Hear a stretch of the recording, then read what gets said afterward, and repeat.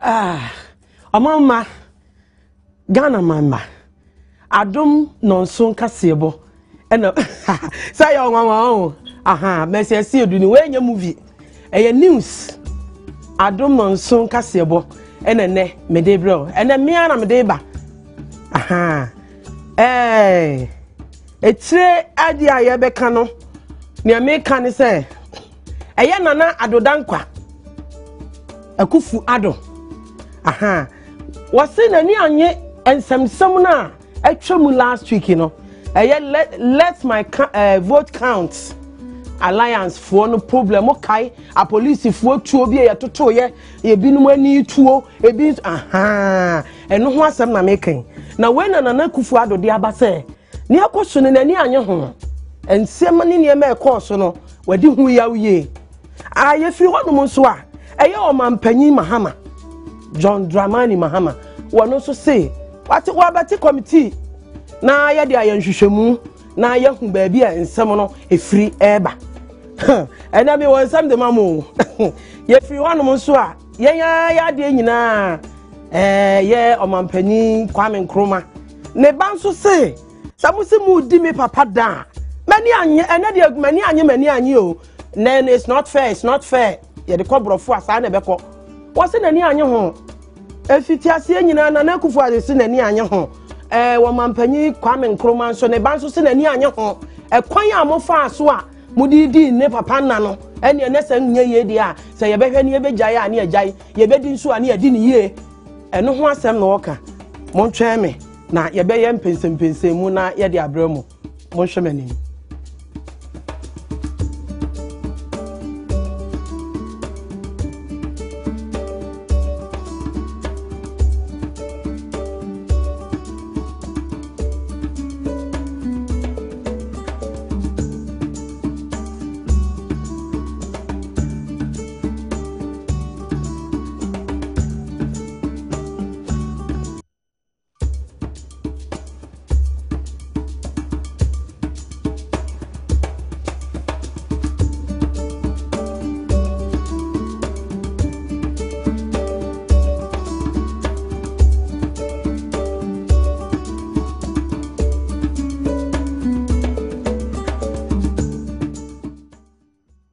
Yo Ghana ma me mama kwaba eba Adom nonson kase eboso sane me kan se na akufu ado ese nani anye ensemsem a esisiye ewo let my vote count mre no na nyina ne se wose niema ne basabasa ne nsem a ekooso no entwa yie esan se ye wo man mu oman susu no nipa ene ye de ye man nipa ene ye de ye bibia nti se mre biba na niema bi sisi a e wo so yenya abotre ewo mu se police for na hwe yeso na so duru ba bi a I see too much of everything is bad eti mu me ntie Nana adodankwa ekufu ado de ato edwa se nani nje ho se omampanyini John Dramani Mahama woma police for to me se womo ankasa enya nhwemu emfamfa enano let my vote count alliance for ye cha no ye no wono police for no bi ene wona na wono ye che ni bi enya akasakasa menam sunti ebimpo eprepraye wose ono ankasa ena mfitiase obeka se omampanyini hwe se obepa abadwekuo bi no na ye nhwemu nemum se oma a police for no ankasa ye nhwemu no de na e kame se unu obi enya asem na wankasa wakoye jeje wote asem ne so na wubia asem no wose ebra asem no pie no aposifo no ba be kan kire Ghana fo nyina se ade a wono mo yeye no wo de omunnim mfumso biara wo mo aye nti ko ba so mampanyini side tumi ahye wono msem so wono ankasa nya nhwemu a ene ye nhunu atentene ne biara ebeba ewo ne wo mo yeye nim so manfo be kai a ebra na nado ade tu dwa so mampanyini ento anamo ewa asem no ho no mampanyini nso de ose yoyo manano ananano mo ahemfo no manfo a wono wo fra mantemu ehyefa a na ye asogli bayre afahye no oka no ase se posifo empa objeku no no nya hwehwemu sia ne se Ghana ni ba biara wo ho kwan se wonte ne ho se obibi ho a obetumi afasa kwan ne so ade a kire nadwene enti ne ekosiye ma ni pa bi prepraye no ono mampanyini nso nani anjinti omo nya hwehwemu na ehun sunsanso biara omo fa beto nanim yo na yesese yadru omampanyi Mahama kache omampanyi Mahama ese eniema ekooso no bibia no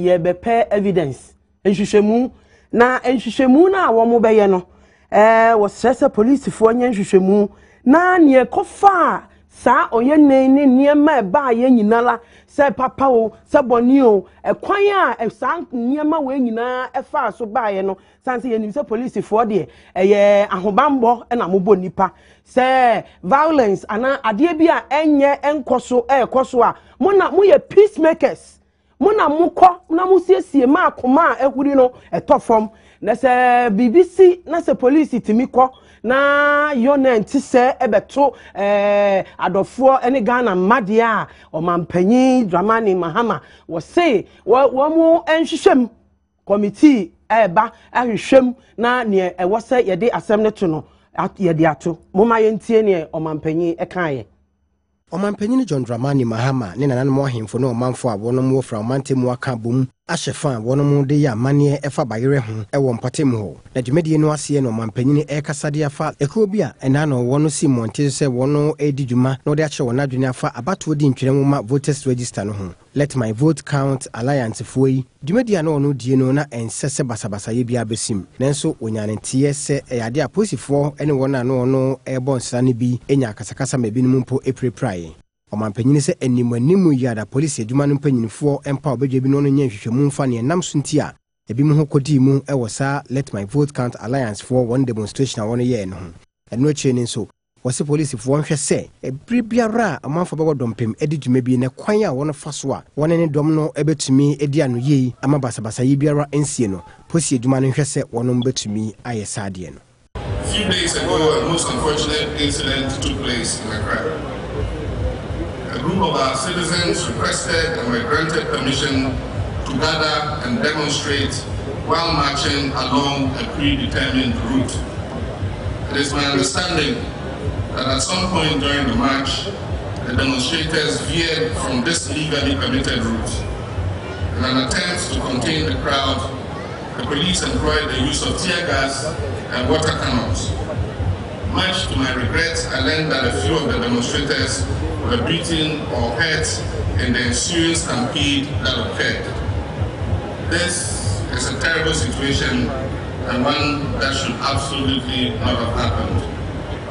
Ghana is a nation of laws. We're a nation that respects the rule of law. A nation that prides itself on the strength and stability of our democracy. One of the basic tenets of democracy is freedom of speech. The power of democracy lies in the voice of the people and their ability to express their opinions, grievances and approvals to their government. It is an essential component of the conversation that exists between citizens and their elected representatives, and that is crucial to the development and growth of any nation. Adofo sabre me dem ko talensi ya na ye kasa wo kotu so tikase wi adwe a enkase ne adwe no na emre na emomu no ni ti na so ti na otimi de bo adwe mu aha sane MP a ye to aba eyi no wo kan wo say na sa adwumade ya na fom ye ka MP ya nim se no anasa oti convoy mu ana oti ka mu na wo de nam na se wono ankasa aka nanum asem sa adwuma no enya de da fom kura o ma ye hwe ne ekọ na next time hu MP obehwe yie Mrashebeduni a ojina de mo manfo wono mo talensi abato mpesua so de monyamfo Benson Tongo Baba e de atudwa se adwuma no se Mrashebeduni no se enya de da fom nenso arehyimu ane manfo nya woni munti obeye adwuma ama wo mo ni age wo mpesua ne so opanyini chire mu anche biara ene de nisi akonya so Mrashebedwe fie se wonfiri na adwuma ase nenso onim yie se abejafo tenase se wono be ye adwuma pa Mrashebedwe fie ho a obeye de obetumi biara de aboa na manfo oni na mane bofo Prince Owusu Esiedu ene twetwenkomo.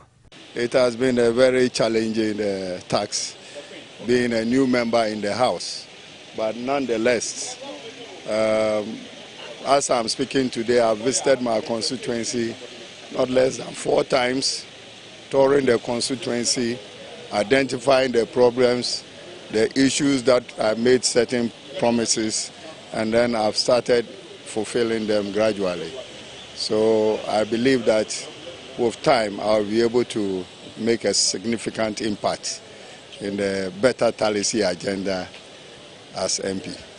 Being new in Parliament, how are you coping, with issues? Well, I was sworn in just 2 weeks before Parliament went into recess. But the little that I have learned there is how to prepare for presentation or Parliament, and also how to address certain issues that may come to the floor of Parliament. So I think I've had enough tutelage, and as we resume next month, I should be able to also do my best as required of a parliament. Osisi nani subiri no yema ne mere kakra. Enuru se yebeto aba na obedru parliament ho no na nani so atan atete no. Se no afa no hu se na adwuma no enafom. Aha. Yefi ho so no. Yenya ya papa Dr. Kwame Nkrumah.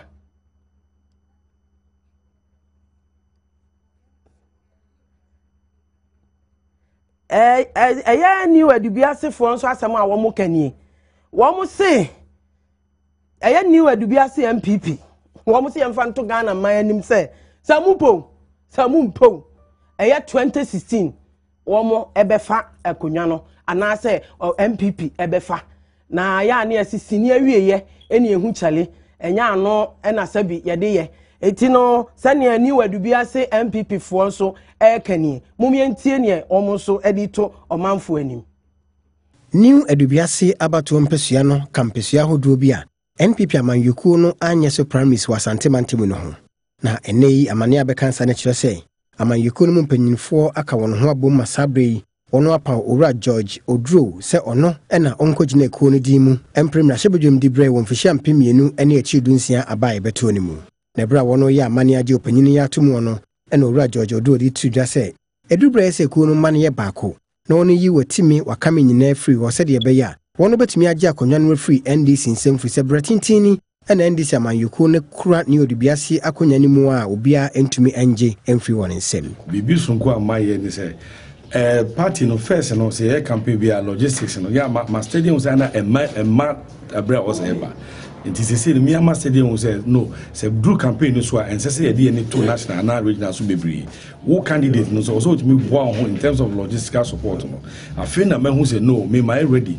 say a bus here starting campaign national bowl region my me my ready logistics are ready I'm there na bibi sunko me dey be ba ha ko say I say I farming community education wise na ye call an emwa wo koko wa semi formal scholarship yentimi kwa nji scholarship bi fa man kola mo fa nsuade iti medi animu na ma make sure say scholarship be nya bi ma ni pa toto na at least on benya admission no na abon education atumpon e wo district ase se wo ba ye campaign e ba ba enu a yenso ye ba say constituency dey ba enya NDC enya MPP constituency ni odibias constituency enti ye MPP for no me who mistakes bi we ho a ye kasa che omo eni afa no ana enyefe enti ye betrase aye ho adwuma na obi a oni afa no woni na onya kasa de e de akere no se bia be ma wo ho no aye akono ye party no ana ho hihia wo police executives obi wa o kono fum oni sika bia asem to na bia ni nua yare na ire yare ni papa ewu problems be free enti the programs bi ato I try fund bia you be starting from December ako we a police station executive and our coordinator and our patron and our police station executive you be ma sa akonya no now apply as can be now they agenga solve problem no na ma ho agenga enti we ni enema so ko a me dey ba but nye ni nyina ni kakra me di aka kire mu eno no ewie sabre ye wo ye mame hanatete akache Foreign Minister, President, ewo Africa mamu nyina, Tourism Ministers, omo abeshia, ewo Ghana, ye krom ya Africa miamia biaba. Na wamu ba ye no, ye mame hanatete ene kasa ye. Wakasa koto sre, amampanyini ewo Africa nyina, obia wa mampanyini bia. Wase wasre, se omampanyini bia momodin se obema nnwuma akọ omu krom na emambunu ne maba wa wo ho no ma yatu kwan atu no wo mu nya adwuma ye wo mu kurom a wo mu ntu kwan enti wo koto sre president no se omomomode ampa adwuma na akwantu a African ma etu ekọ abrochire kodi pa eko chinchin krofo amanso no eso enti moma yentie ya maame hana tete Inform yensensi wo de dwuma bi a wo kasa fa amanama no ho se de be ya obetumi aye konansa wosudie nso awie peyo na enkoba ne se obi man so odenti ofoforo befri ne die mu no akoye nkoasomni ewo sa oman ne so sa dwumadie no ase no eno so afo ohwe amanone ho nsem so onimunyamfo hana tete editu dwa se ebehia sa aban bia wora betumi de ne rere ahye ne manfo mu no aboa man nnwuma ba se de be ya na de hye ntu kwan ko manfoforo so enkoye ahoho ewo batedie mu. The bane of Africa and our development process has been that when we agree and we have these big meetings and these big discussions and we agree on common positions, going back home and now making sure that that is reflected in policy is another matter altogether. And nobody will do that if we don't do it for ourselves. And so it's important not to just talk about it, because I don't think these meetings are talking shops. I'm so sure that all of you have come here with the best of intentions to participate in a meaningful discussion. But the enthusiasm with which that takes place here has to continue to ensure that the outcomes reflect in our national discourse, reflect in our regional policy positions, and ultimately are translated into policies, programs, and initiatives that are to the benefit of our citizens, because that's the reason why we are here. And that is something that should always be at the back of our minds. Excellencies, distinguished ladies and gentlemen, we believe in Ghana that the question of looking at the issue of migration is not just about remittances. From the African point of view of this discussion, yo adofo sabre ye be ko ne akogye nkrato ene TV ye media ne etie enti obi antena ho nko ba bia me gye nkrato aba medamase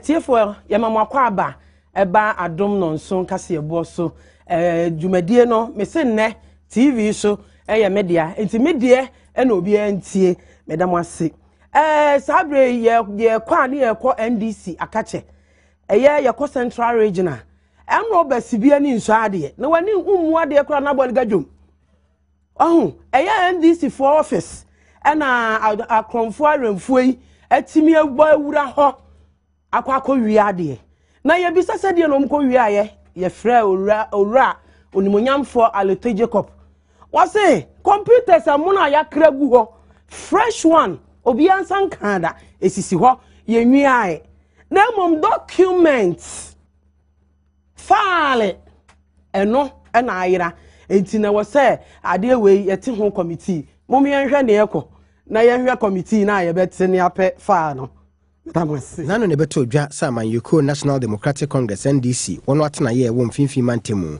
akromfo akọ wia niema ewo ho adom kese na mane bofo akọ ene onipa wo ye dwentinani ewo mfimfi mantemu ma NDC Saman Yuko no owura Alote Jacob satwe nkomo ema wode ato dwa se ne wonwa sa akromfo etimi bowura ho na computer foforo bi a ewo ho mo amfa nenso enema so to bi e wono tumi ese no. The logical aspect of it is that Friday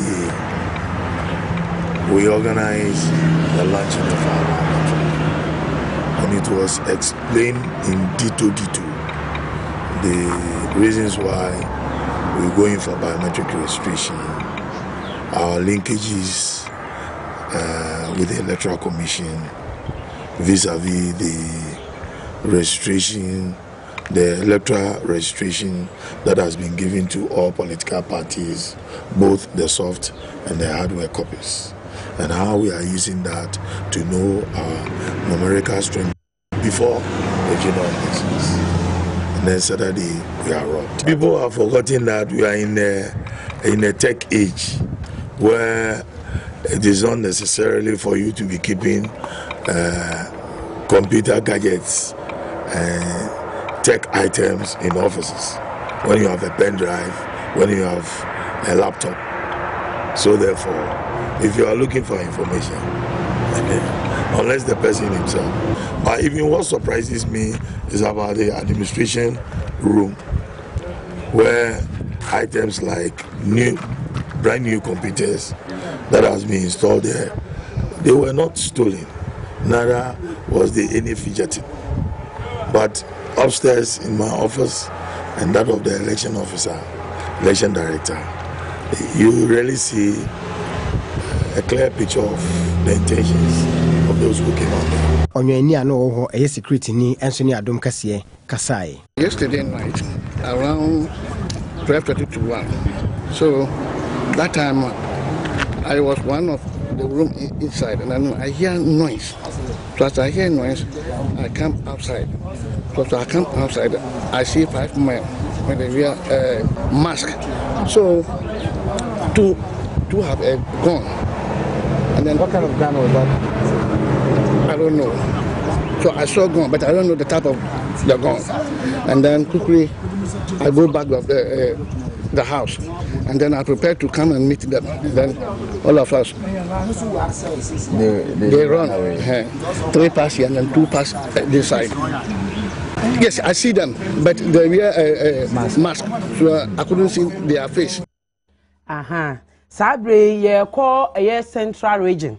Kura ede commander traditional council for wamusu ene wamamania wamu boni se.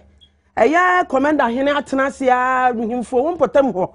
Wamu adwendwen nyina ne se mpri wanyin san. Kafre katwa. Abusu wo kuro num. Wamu dwene ho wamu ntiase. Wo be hu akwala ni tiri ho ncherewa na nsu na fu bonanim.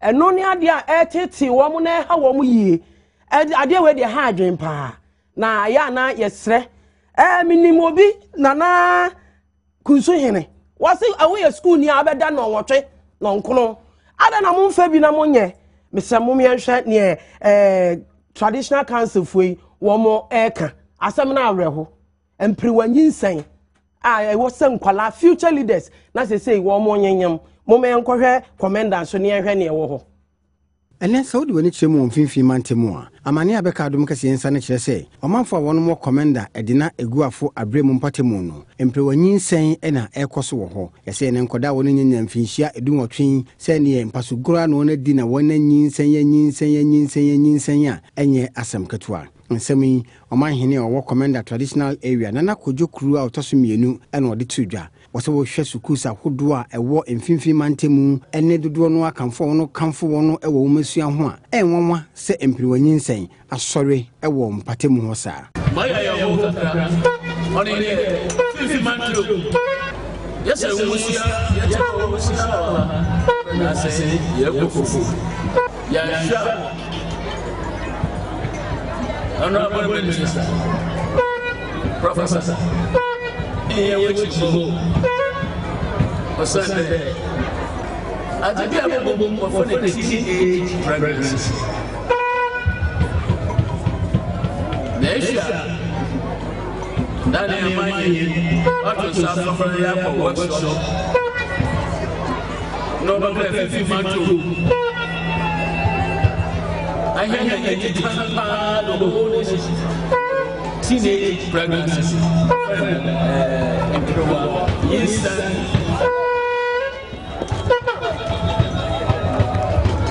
And the day I have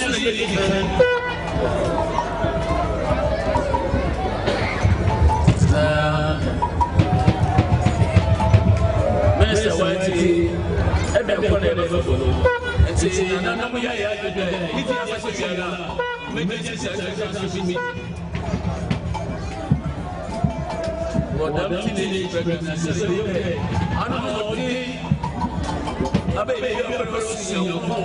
owie ye no mfimfi mantemu so afọ monyamfo akwana stewia kwansa editu dwase neni age ewa namo a kane mampanyi John Evans Fifi Atamas 2 ye se obomodena boama commander sugar factory wo ho no wona sanso abehye adwuma ase ose koba ne se yi a meburu no bebrebe ne adwuma ye na wono osori a otifi ampasogro nkwa no no die no wono atumi agyae nana ele peyifo okay insama woda tu aban n'enyim nyina no ba atwebu kata do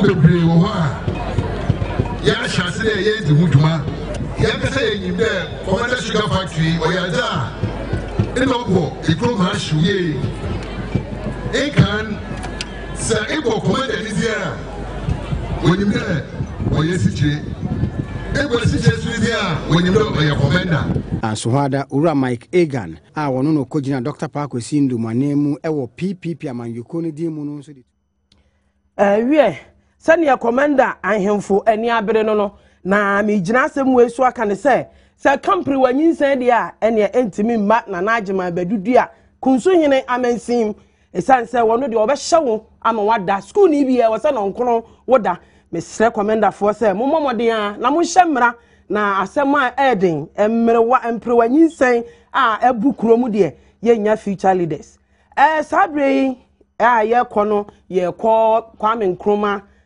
ye nyina ya de nyina Kwame Nkrumah ne ba onsi Nkrumah aha wose nani anye kura nani a ne wura ho wa arehuom na muko hu na metimi se arehuo no se ne osi twi mu no metimi se kobene kura na onya wode bebo niti e kire se na ye Founders Day a ya mani pe adwumayefo nyina homegye nanso so yantimi anya bibi papa bi amfa nkai wo papa ana ya anya ye kire bi e wo manum ama se obi hokora yesi holiday a obi nim adi kora di holiday ana se obi nim nti a ye di holiday nanso no ana se yesi Founders Day abrewa bi kora wa founder no wante ase na emom se bibi koso a e na nka obehu moma yentie ne onsen Kwame Nkrumah wose Afibiara ye bobo sumi de to so duonu ba ko de siwa ye de kai kanema mpanyini osaje for Dr. Kwame Nkrumah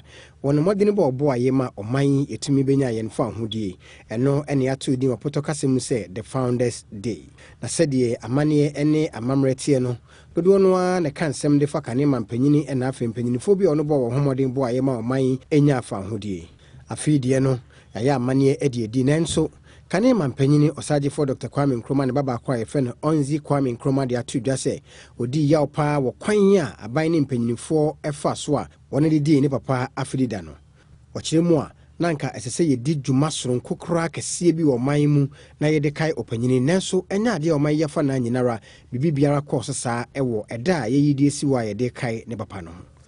Well, today, in fact, I was a little disappointed, I must admit, because I expected some activity by the state, state protocol. They usually, arrange, organize some activity by the mausoleum or, normally in that area. But this year, there's absolutely nothing. So I feel if we didn't arrange our own arrangement, the state will not do anything. So maybe next year we have to learn from that and set our own activities and celebration. Was it state will not do anything by next week? What kind of brother yo say I be call empomudin.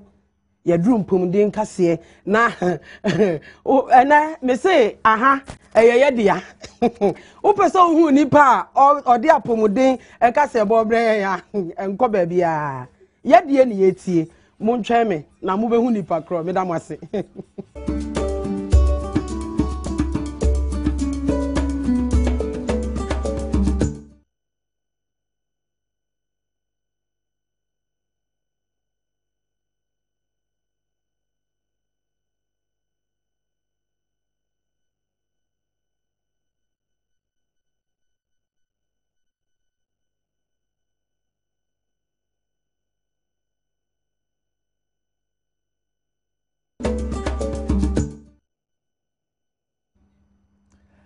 me kwabena poku dodo na afre me kobirana ena me bremo apomuden kase na ene apomuden kase no multi TV ana multimedia won yumakuo bebre Joy FM, Adom FM, Love FM, Adom TV and Joy Prime. Was say what 20th anniversary as part of the celebrations we call health walk. Se nipa da sanidi o wi ase so utimi exercise so utimi tenetene wapomu ebi ye nantie ebi ye asa nti yɛnkɔ hwɛ de multimedia for yɛyɛ dwumadi ahodoɔ a multimedia dwumakuo no ahyehyɛ didi ne mfie aduonu no egu so na adeɛ baako ehia ma adwumayɛfoɔ sɛ wɔn betumi anya no ayɛ adwuma ne apɔmuden ɛnam so nti multimedia dwumakuo no ahyehyɛ apɔmuden dwumadie bi a ɛyɛ health work a ɛna no adwumayɛfoɔ ne nyinara ka wɔn ho bɔ mu na wɔn kɔpɛ apɔmuden wɔn a wɔn wɔ TV mu radio mu ɛna afei online nyinaa ka wɔn ho bɔ mu wɔbra ɛbɔ nsra de fa nkran kwantempɔn bi so ne awieyɛ yɛkɔpɛ baabi gyina yɛtenetene yɛn apom sɛneɛ ɛsɛ fata Adom kɛseɛ ne mpanyinfoɔ bi a wɔn wɔ multimedia twetwe nkɔmmɔ ɛmo ka mfasodi a wɔn anya ɛwɔ saa apom tenetene dwumadi a yɛdi yɛn mu. It was quite hectic actually, but it was a good exercise. It's something I regularly exercise, but it was like a really long walk. But it was an opportunity for me to also use that to try how well I could sprint. And it was good for me. It was quite hectic, but it was good for me. Years ago, between 1995 and 2000, we never walked. Maybe it was because the business itself was young, with most of us very young. We didn't have cars, so we were working anyway by default. So I never saw this. But now that I'm after 40, I think it's very important because the gym itself is close to 55, so it's good we walk. Yeah, I'm happy, and it's one of the ways of networking. The business is too big now. We don't meet often. We don't even know some of our colleagues. So this is one of the ways that we can connect. Na yewie no esa ne se kuro chichire akoye se abusuamu awo no nti.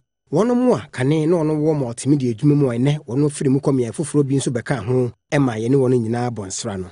Safo no bi ene ye twetwe nkomo eka ne nti ema wono ba ya obeka apomden entenetene dwumadie no. Very welcoming and quite nostalgic. It brings back some good fond memories, and it's so refreshing to see old folks like Akuma Mazimbi, Evelyn Osuka, and even my first general manager, Nuyama Ishen Famia, from back in the days in Kumasi. He was my first general manager. I joined Multimedia Adom Division exactly a year after it was established. And I worked with Multimedia for 9 years. And it brings back some, memories of, our exuberance and some of the creativities and the passion and the commitment. So I'm very happy. Why not? After all, I would have gone to the gym in the morning, so every opportunity is there for me to meet old friends, former bosses, former colleagues. Why not? It's an opportunity for us to see ourselves once again and then share the fond memories and then also make new friends. The walk is just symbolic of the toils and the pains and the stress and the challenges that Multimedia has gone through in the last 20 years. So I think it's just a symbolic thing that represents what Multimedia has been through in the last 20 years.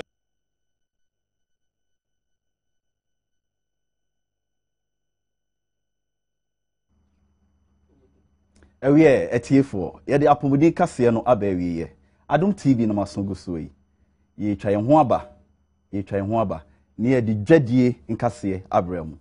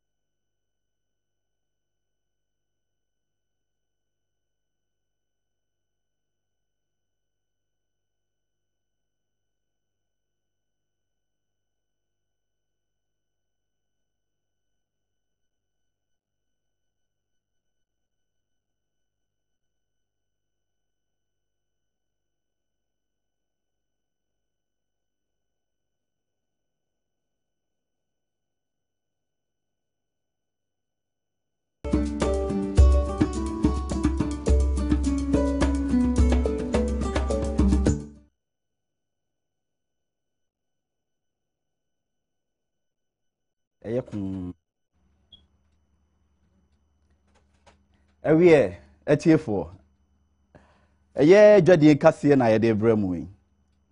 Na ndanko business ye ade bia ye ni hye den so Ghana man mu ha. Na ene ye pese ye hwehwem. Ye koduaduam de ewumu ndanko business. So pese wo ye ndanko ana pese wo ton ndanko. Ede so faso. Ede na wo hia a obetimi amasa adwumadie no akoyie nti ye ne Farmer Brown kodi nkomo. Ye nti de wo ka kire. Ato dwa se enankonye wo ho isika bem na ne dodo no ano ne gi ho a wono eto refri se eye nam bi a wo wi a angwanom ne ade no ebinim ne bo nipa apomde papa Adom kase aproba ye hwe ewo edwadie ho no ekopie mu ewo Farmer Brown na so ye kohwe se de osinyen nanko ene se de omanfo ne gi ho ene ne dwadie kura no na etie opanyin de ato dwa se ene se wudi sika kakra bi be se Ghana cedis apem kohyemu a ebeboa ama wonya nanko no bebre nanko ndwuma ne adwuma bi a makade very interesting. Very interesting. It brings the family together. Ejuma bi so a oti ase a enhyeda nya di kura obi a betumi ale. Afenso ejuma bi a obetumi di sika kakra bi a hyase.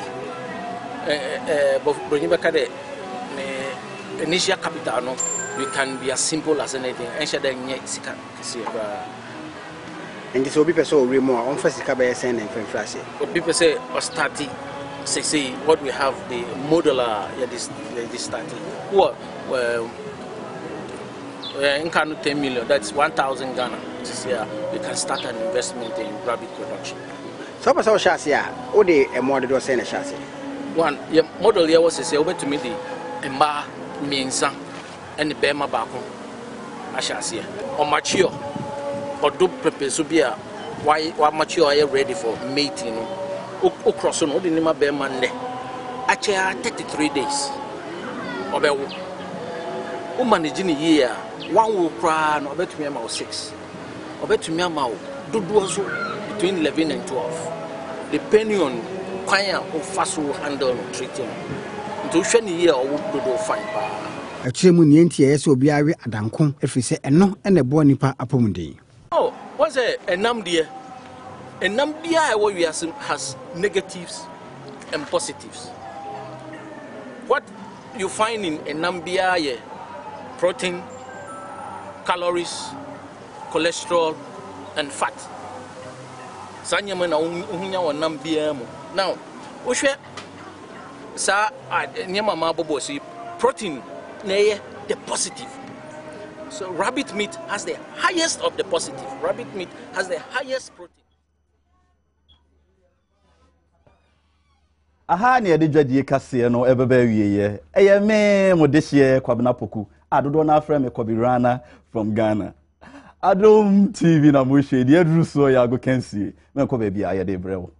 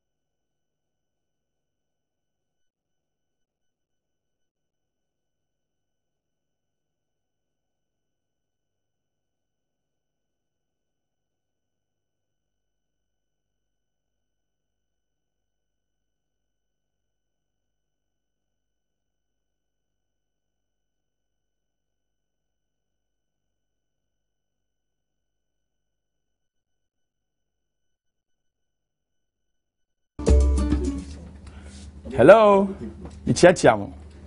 Mamu hwe nyina Ichiachiamo. Me dende kumi guitar. Betima frame na na ya okumi. Agokansie kasebo. Na me de bra mu yi. ye. Ah, o say ye. I did the intensi. Intesi da kure se ma enije. Black Queens. Man na omo my akuma toye yeme no. Oma kwaji aba. Omo ya Jessica Kokko. No mu coach. Oh, coach Basigi. Sa papa ndie. Ah, Basigi. Odin sembia to ja enko.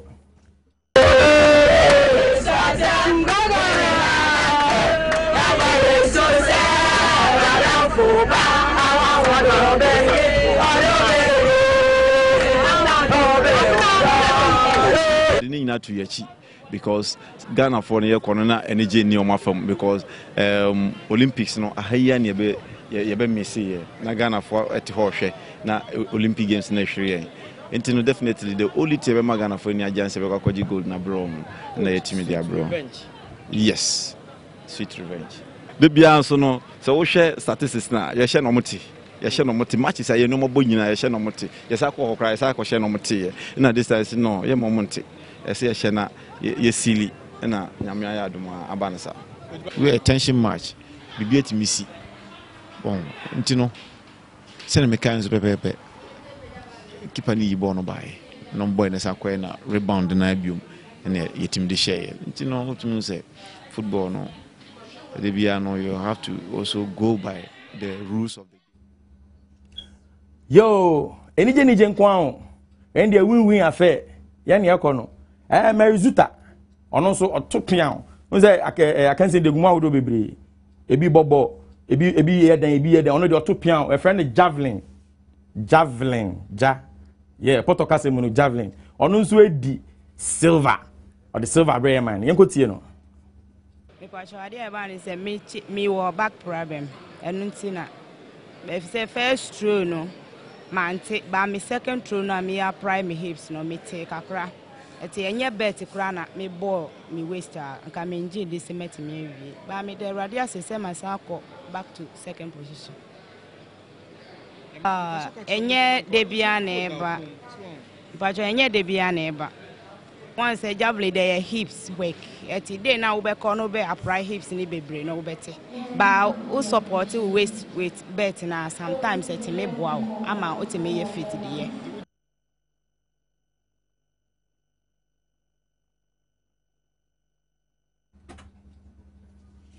Amanone.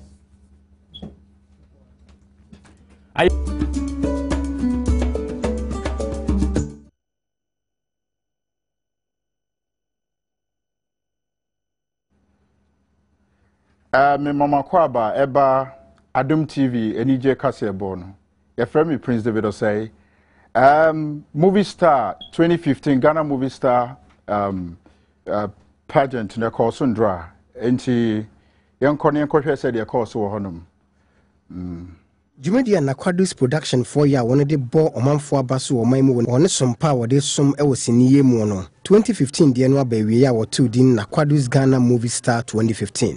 Jumedia no ba na wie en Sandra Boatin a dodo no a bo ne samrane Sandy ena odi nkunim e wo nipa be se aduasa yi won si wo se won nkopre de obebo no homodin e wo afidie mu no abasobode e de ma no ene se ma no Toyota Corolla baako a okotene mu abon framade openya oda na Quadus production ano na kwakudua e de tudwa se e behia sa ban e bebo won saran so ena won a won wo TV stations ahodo no bebo no dwumadi a wodie no etimi akonkan dwumadi bi se no ya na edin media do no anime me kind of friends and say me show di pa show nyankopon ye panifo no emboaye amba ban panifo no esan say wo hwe ewiase nyina movie industry na sector we ni sector eyimpo anipa e change sector bia but they are always crying for unemployment ade anko modo mani hwe sector we nanka producers na dwuma e koso a ade anka unemployment na ombo mu dawro no ayade akatubetwa sanse samre tamitwa movie a mantimi amfreni pa mayimpro o mo betu o mo kano enye less than 30 it is a producers that 10 etwa movie se ready pa wa impro e wo mo eno so no we adwuma wi ani ayede ne etwa wo ka eni ti be se aban entu na ni hwe na entimi emwo man industry ne yede enko nani Sandy ede na ase ma omanfo no na ota na chi nyinara sɛ wɔn tumi aboa no ma no di nkonim na ɔbɛkɔ so ayɛ die Ghana de hyɛ pɛ afiri ne nkyɛn. Your question said your friend is saying beautiful Nicole.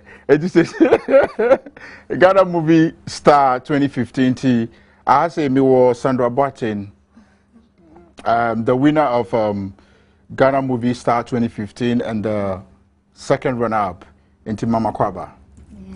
Into send a year also say we need the Ghana movie star. Say, you did a China semi. Nay, easy, nay, ni patati, and your contest here. You could did 3 months, oh, if you're home, a moon and sem, a moon talk and talk. But now me surprise, say, you catch him summer because I wasn't expecting it at all. But by the grace of God, Patrick say, deserve it. Now, what do you mean by you were not expecting it? But like, not I am a surprise. Yeah, the Corona Nama. Yeah, dear mamma. Kinway. Oh, Madam Vicky. Hello. Oh, near met me, I can say, a jay na ye niaje. Titru say, Menua Sandra Ewaha, or non so, afa a crow, and I'm so me dineche. Send you obey be a med dineche, say you be a boom. Oh, okay. And econym, Cecilia, we need Ghana movie star 2015. Now, what is ahead of you? What's next? Ghana movie star, I am acting. It's all about acting. And Cecilia Marian, like Miss Yankopon, like about Buame, on my me and do her own pushing me on. So that I mean, so what I have in me, no, I can voice it out. And as me to my acting, I'm at the whole world and what I have. This is the move some of the organizers Nasia Nana could you CEO of Nakwado's production? Yeah. They were more cultural. Oh, they make catcher me director some than Nasia Yankopon Shrano. You won't go for the they have the talent, but they don't have any help. Into the way and what boy like what dear coffee or mind never be what show and choir is if I act be BNT and Nasia Yankopon Shrana. It's no cream. Okay, Adamasi Samobai, thank you very much. Near Mede Kahone say, your director say, so on Coswa, no nye near a bruise say, ye dear, when a year in Fitiasia, it's 1 year, ye chile man so, Omunya near, yes, so yanya, no more so yes, so, facunya way so, pat directors be briacho, say yes, we are back, and to be beyond your movie director. So quick one, Mammy, and son of Mube free, I say, no. Yet he said, Crophobi say, or more person, muye porn movie. Sebi, so more from my baby. Hey, for sure, they be hey, I know, dear, no kind of 100 million. Oh, no, Madam, I see. Okay.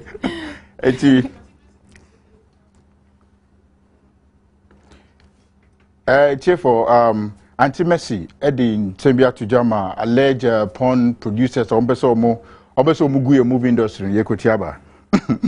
Oh, for it, I didn't know. What's some doors on the ladder?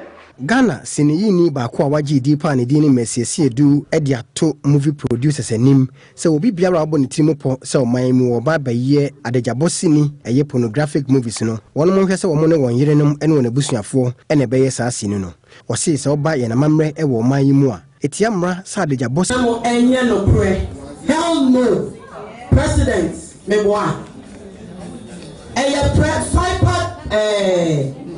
PRO and I am so did me na na supreme no it o got na ho na e bisa na sembi no na en so hu ni obeka enti no say obi a church ni din ya si girls ni bi a church ni din so o mo beye ye me message no come kwame demonstration etia producers Akwaba said it no Kobirana movie director extraordinaire or any movie premiere come 3rd of October and the title is Sex Tape. Yanko Chizana. Squad nanu ye shipa. Asana obi abeka na quick one here. Me movie am here one cast movie first in Africa. It's still showing at the West Hill Mall Silverbed. The reason I show is holiday ye nuanum Muslim for mu ye mo festivity no beso mo kohwe movie na omo di je omani Kobirana sex tape no so ya den